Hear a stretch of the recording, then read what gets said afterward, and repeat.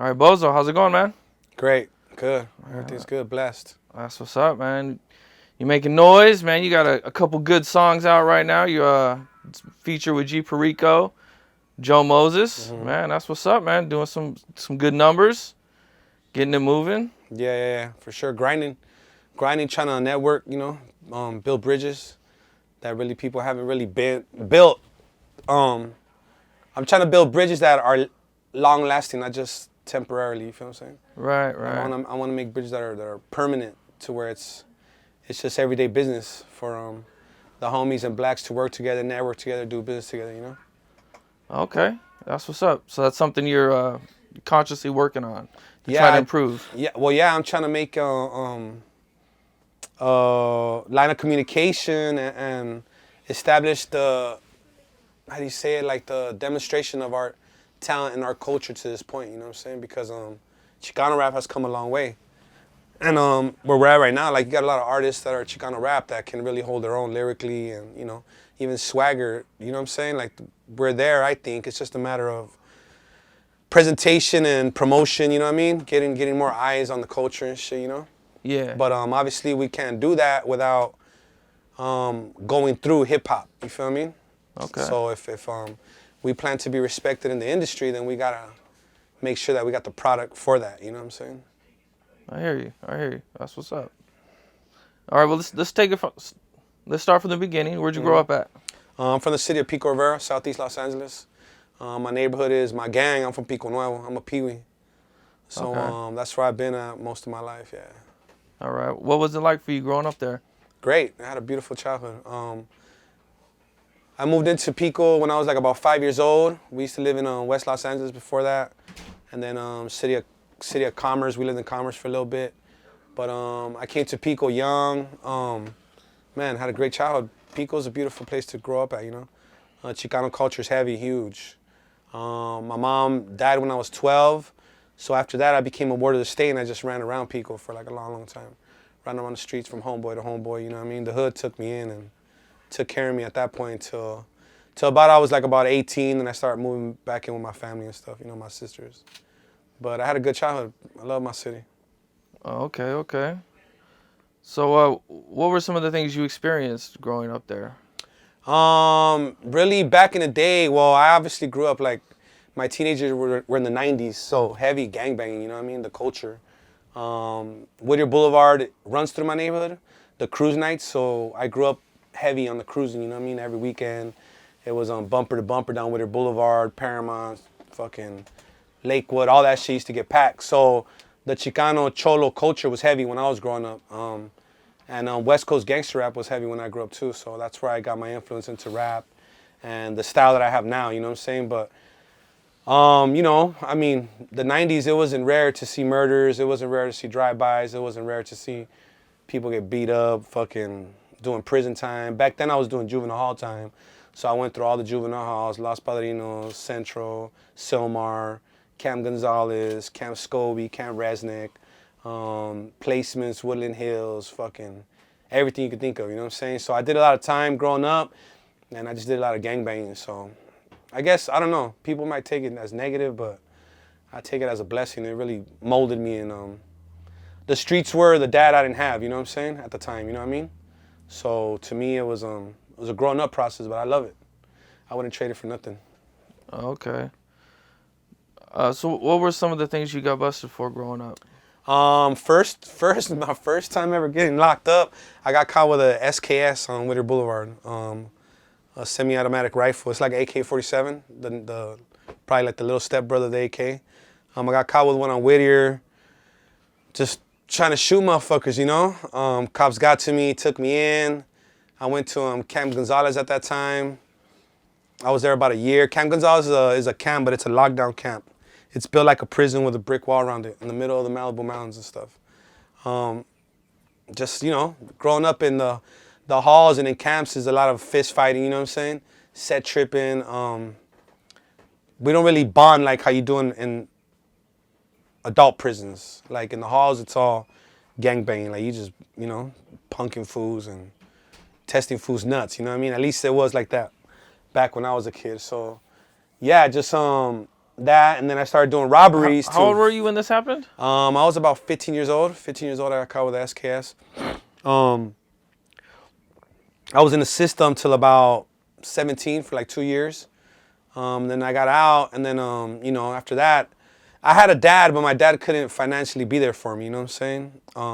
Or really physically be there for me. I was so, I don't know what the word is, but I was so rebellious because of my mother's death that I wouldn't listen to nobody. So my dad didn't really have a chance to raise me even if he wanted to, because I wouldn't give a fuck.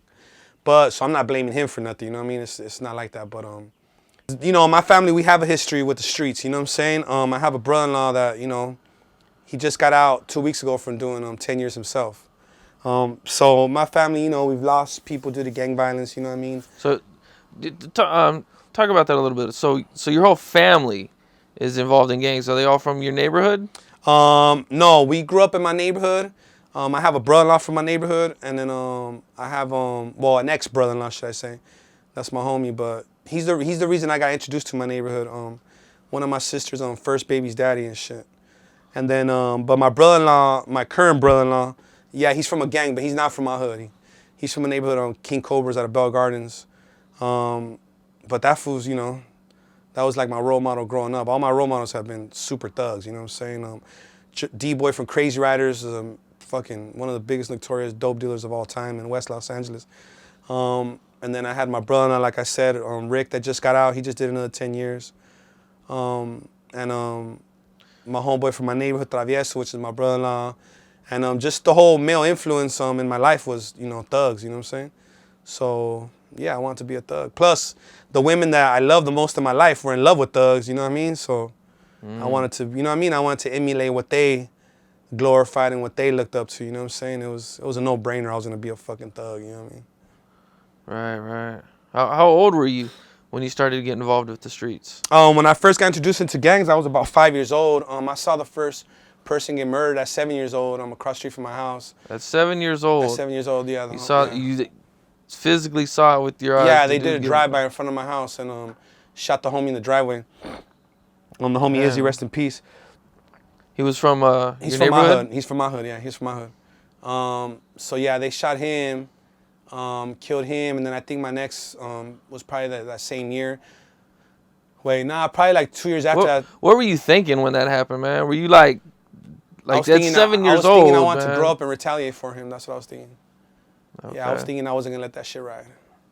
I was thinking when I get older, I'm gonna fucking put in work for him. At fucking that age, like that's what 7 years old. At 7 years old, I already knew like that was it. I was gonna be from PN, and I was gonna retaliate for the homie.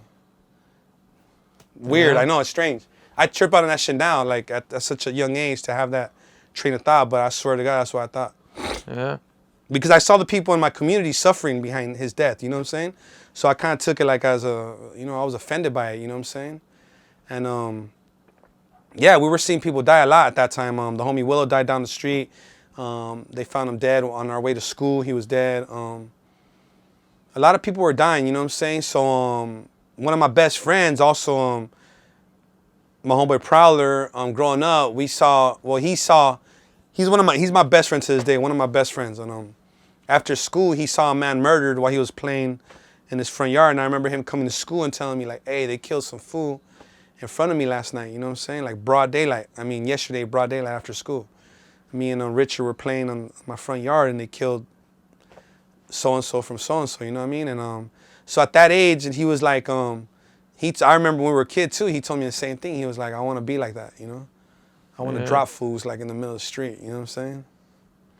So I don't know, I just think the culture was in a different place at that time, you know? I think that we saw the gangsters as the alpha males of our community at that time, or maybe we were just kids idolizing gun violence, you know what I'm saying? Because we want to be like Arnold and Rambo, you know what I'm saying? Like, trying to put in work, you know what I mean? Or maybe it was just too much Ice Cube in our fucking ear, you know what I mean? For whatever reason, the culture was heavy on thug shit back then, you know what I'm saying? So, yeah. What was what'd your family tell you when you seen these things? My mom, I'm first generation born in this country, so my mom didn't really know how to address gang violence, you know what I'm saying? She basically told us that, you know, that's the worst thing I could be in life was a gang member, you know what I mean? That gang members weren't shit and they were losers and all that shit, but I mean, they didn't know no better. You feel what I'm saying? Our parents weren't taught this where they came from. You know what I mean? They had humble roots. You know, so my mom didn't really address it. She just told me she didn't want me being one of those persons. So she would constantly be in struggles with me about my attire because I wanted to dress like those fools. So it was like, nope, take that shit off. You know what I mean? You're dressing like this. Hey, I want to go hang out with the homies. Like, nope, you ain't doing that shit, you know? Because I got the same homies from elementary to this day, you know? Like the friends I ran around with and did bad shit with in elementary, I still kick it with them to this day. My clique is complete. Like we're still, you know, we're still boys to this day, you know what I'm saying? So, so she saw, I think she had a hint at what I wanted to be, and you know, maybe she had an idea of how it would go. I don't think she ever realized that she would die and not have the opportunity to help me stray away from that and guide me that way, you know what I'm saying? But she definitely knew like it was something that caught my attention.